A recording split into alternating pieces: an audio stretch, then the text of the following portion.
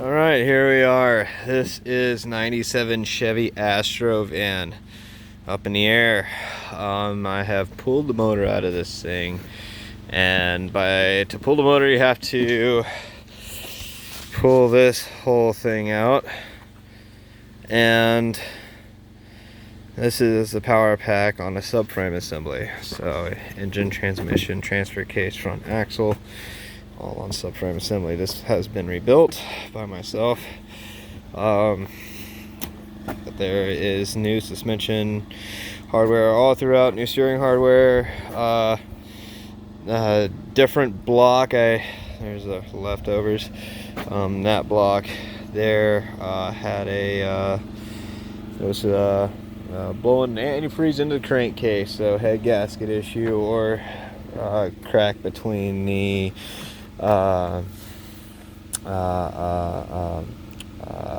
water jacket and the oil.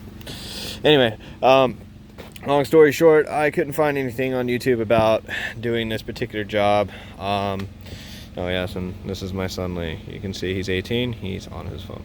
All right. Anyway, so this is probably very unsafe. Like, I'm surprised this works, but this 4x4 man is just old, this frame up. But I found nothing about this on YouTube, and so I'm hoping to do this for you guys who are trying to fix your Chevy Astro with a blown motor and don't want to cut your front core support out.